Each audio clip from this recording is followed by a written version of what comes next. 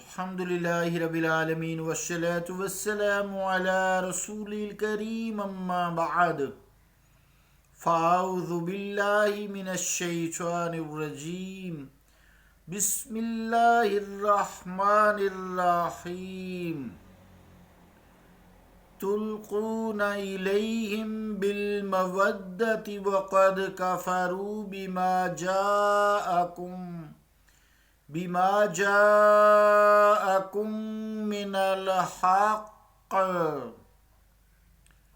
يخرجون الرسول وإياكم أن تؤمنوا بالله ربكم إن كنتم خرجتم جهادا في سبيلي وابتغاء مرضاتي تسرون إليهم بالمودة وأنا أعلم بما أخفيتم وما أعلنتم ومن يفعله منكم فقد ضل سواء السبيل صدق اللہ العظیم۔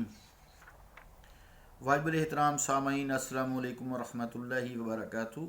سورہ الممتحنہ کی پہلی نمبر آیت کا آخری حصہ تلاوت کرنے کی سعادت حاصل کی ہے۔ اس کا ترجمہ سماعت فرمائیں۔ تم تو اظہار محبت کرتے ہو ان سے، حالانکہ وہ انکار کرتے ہیں اس دین حق کا جو تمہارے پاس آیا ہے۔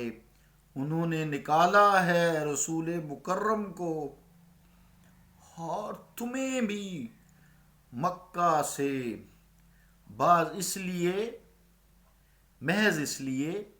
محض اس لیے کہ تم ایمان لائے ہو اللہ پر جو تمہارا پروردگار ہے۔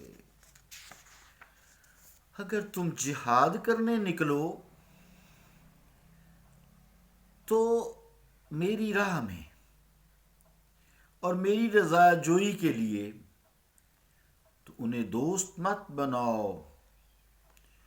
تم بڑی رازداری سے ان کی طرف محبت کا پیغام بھیجتے ہو، حالانکہ میں جانتا ہوں جو تم نے چھپا رکھا ہے اور تم نے جو ظاہر کیا ہے، اور جو ایسا کرے تم میں سے تو وہ بھٹک گیا راہ راست سے۔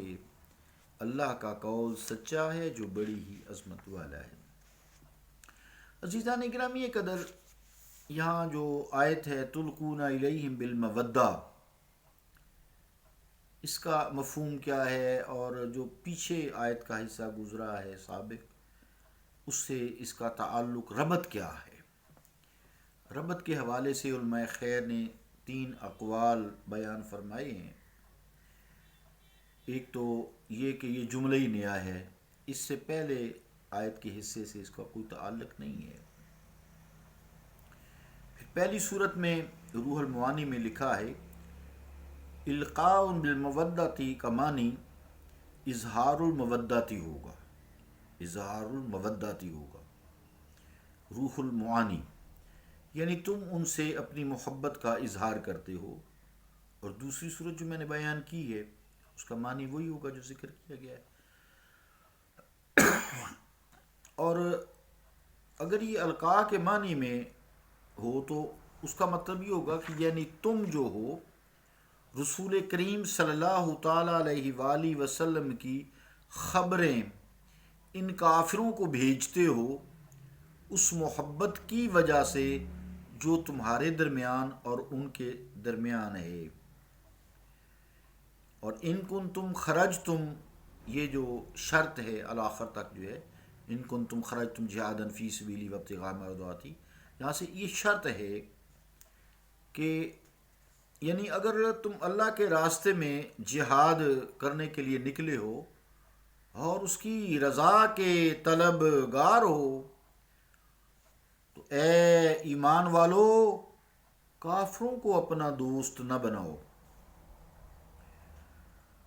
آگے جو آیت کا حصہ ہے تسرون الیہم بالمودہ، مناسب یہ ہے کہ اس کا جو معنی ہے، مفہوم ہے، اس سے یہ مراد لی جائے یعنی تم انہیں اپنی محبت اور دوستی کا چپ کے یقین دلاتے ہو، جسے کہتے ہیں نا انڈر ہینڈ معاہدے، یہ چلتے ہیں، پھر ادھر سے مال آتا ہے، پھر ادھر مسلمانوں کو پیچھے لگا لیتے ہیں، پھر وہ ڈونیشنز آتی ہیں عجیب و غریب طریقے سے، پھر جو ایجنسیاں وغیرہ ہیں پھر ٹریس کرتی ہیں، پھر پہلے خود بس اس ہلکا سا گول مول یہ خود ابھارتی ہیں گورنمنٹ کے خلاف، اس کے بعد جناب پھر دیکھتی ہیں کہ ان کا پیچھے کس سے تعلق ہے، کس کے لیے یہ جاسوسی کرتے ہیں، پھر ان کو مال دیتے ہیں، اس کا نا تسرون علیہم بالمودہ، حقیقت میں تو مال سے محبت ہوتی ہے نا، چلو ٹھیک ہے اگر کوئی رشتہ دار ہے یا کوئی دوست بابو ایک الگ بات ہے، لیکن یہاں جو صحیح معنی یہی بنتا ہے کہ تم جو ہو نا اپنی محبت انہیں چپ کے سے یقین دلاتے ہو، بھی میں تمہارے ہی کام کروں گا، اتنے ڈالرز چاہیے، اتنے پاؤنڈز چاہیے۔ آپ ہمارے ملک میں بھی یہ چیزیں دیکھ سکتے ہیں، معافی کے ساتھ بات کی ہے۔ بہرحال آگے چلتے ہیں، دوسرا مفہوم یہ بیان کیا گیا ہے تسرون الیہم اسرار رسول اللہ بسبب المودہ، تفسیر کشاف زیر آیت ہاذا جلد 4 پیج 512، مراد کیا ہے اس سے، یعنی تم باہمی دوستی کی وجہ سے حضور علیہ الصلوۃ والسلام کے جو راز ہیں ان تک پہنچاتے ہو، حالانکہ اللہ تعالیٰ تمہاری ساری حرکتوں کو خوب جانتا ہے۔ اللہ کہتا ہے وَأَنَا أَعْلَمُ بِمَا أَخْفَيْتُمْ وَمَا أَعْلَنْتُمْ، جو تم ظاہر کرتے ہو تم چھپاتے ہو میں جانتا ہوں، تم کیا کر رہے ہو، تمہارے دلوں میں کیا ہے۔ تو عزیزان گرامی قدر، تم لات چھپانے کی کوشش کرو، اللہ نے کہا ہے کہ اس علم و خبیر سے تو کوئی بات ہی نہیں چھپ سکتی۔ آئیے عزیزان گرامی قدر، اس کی میں نے کافی تشریح 3 کلپس میں کی ہے، آیت پوری کا ایک خلاصہ مفہوم بیان کرتا ہوں، سماعت فرمائیں۔ فرمایا کہ اے ایمان والو، جو لوگ میرے دین کے دشمن ہیں اور جو لوگ تمہارے بھی دشمن ہیں، تم مسلمان ہو نا، میرے دین کے پیروکار ہو، یعنی جو لوگ میرے دین کے بھی دشمن ہیں اور تمہارے بھی دشمن ہیں، بدخواہ ہیں، ان کو اپنا دوست مت بناؤ۔ تم ان سے اپنی محبت کا اظہار کرتے ہو حالانکہ وہ اس دین حق کا انکار کرتے ہیں جو تمہارے پاس اللہ تعالیٰ کے رسول صلی اللہ علیہ وآلہ وسلم لائے ہیں، اور ان کی عداوت کی اس سے بڑی دلیل تمہیں اور کیا چاہیے کہ انہوں نے اللہ کے محبوب علیہ الصلوۃ والسلام کو مکہ چھوڑنے پر مجبور کر دیا اور تمہیں بھی جلا وطن کر دیا۔ تم نے ان کا کوئی قصور نہیں کیا تھا، تم نے ان کا کوئی قصور نہیں کیا تھا، تم نے ان کا کچھ نہیں بگاڑا تھا، صرف کیا تھا، تم نے ان پر کوئی زیادتی بھی نہیں کی تھی، تم صرف اللہ اور اس کے رسول پر ایمان لائے تھے، اور ان کی نظروں میں تمہارا اللہ اور اس کے رسول پر ایمان لانا ایسا غلطی تھی یا ایسا گناہ تھا ان کی نظروں میں جو ناقابل معافی جرم تھا، انہوں نے تمہیں مکہ سے نکال دیا اور تمہارے رسول کریم صلی اللہ علیہ وسلم کو بھی مکہ سے نکلنے پر مجبور کر دیا۔ اور اگر تم اللہ تعالیٰ کی راہ میں جہاد کے لیے میدان میں آ گئے ہو اور اس کی خوشنودی کے لیے، اس کی رضا کے لیے آ گئے ہو، تو تمہیں اللہ تعالیٰ حکم دیتا ہے کہ تم انہیں دوست مت بناؤ۔ تم میں سے بعض لوگ خفیہ طور پر کفار کو اپنی دوستی اور خیر خواہی کا یقین دلاتے ہیں، انڈر ہینڈ جو میں نے بات کی وہی ہے۔ کیا انہیں یہ بات بھول جاتی ہے کہ ان کا معاملہ اللہ تعالیٰ سے ہے اور اللہ تعالیٰ سے کوئی چیز چھپی ہوئی نہیں ہے، ہر وہ چھپی ہوئی اور ظاہر کو جانتا ہے۔ قیامت تک آنے والے عزیزان گرامی قدر، مسلمانوں میں سے اگر کسی نے ایسی غلطی کی تو وہ راہ راست سے بھٹک گیا اور اپنی منزل مقصود سے ہٹ گیا، آخر میں اس لیے کہا فقد ضل سواء السبیل، پس وہ یقیناً راہ راست سے بھٹک گیا۔ کفار کے ساتھ تھوڑی سی یہاں بات 2 منٹ میں کروں گا، ایک تھوڑا سا ٹائم بس چند سیکنڈ لے لیں۔ تجارت ممنوع نہیں ہے، رفائی کام ممنوع نہیں ہے، لیکن بتانا کہا ہے قرآن کریم میں، پیچھے جو قرآن کی ہم آیات سورہ غالباً آل عمران ہے، ان کو یا لاتا تو بتانا تھا من دونکم، انہیں اپنا استر نہ بناؤ۔ یہ استر ہوتا ہے نا، یہ استر ہے، اس کے بنیان یا یہ اس جیکٹ کا استر ہے، استر نہ بناؤ، یعنی ان کو بہت قریبی رازدار نہ بناؤ، ان کے ساتھ راہ و رسم رکھو، تجارت کرو، اپنا مال ادھر بھیجو، ادھر سے ادھر لاؤ، رفائی کام کرو جو پوری ملت کے لیے ہو، بینی نو انسانیت کے لیے ہوں.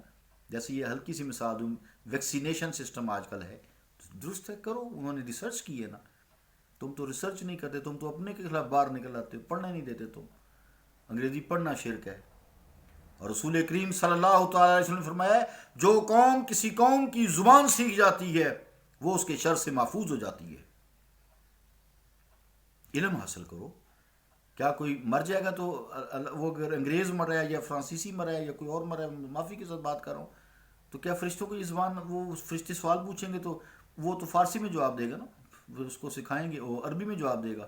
تو کیا فرشتوں کی زبان نہیں آتی؟ اللہ حساب تب لے گا تو اللہ وہ تو اسی زبان میں کریں گے، یا پھر اللہ ان کو سکھا دے گا نا اس وقت. پڑھو، کوئی ایسی بات نہیں. ہر علم پڑھو. ساری کائنات اللہ تعالیٰ کی ہے، سارے علوم اسی کے تخلیق کردہ ہیں تاکہ تم ترقی کرو. دین کو ذریعہ معاش مت بناؤ، اپنے بچوں کو ہنر سکھاؤ، تعلیم یافتہ بناؤ. یہی مسلمانوں کی ترقی کا راز رہا ہے اور رہے گا. ادروائز ان کے ٹکڑوں کے تم محتاج ہو جاتے ہو اور باتیں زیادہ کرتے ہو. میں معافی چاہتا ہوں، بہت وقت ہوا. السلام علیکم ورحمۃ اللہ وبرکاتہ.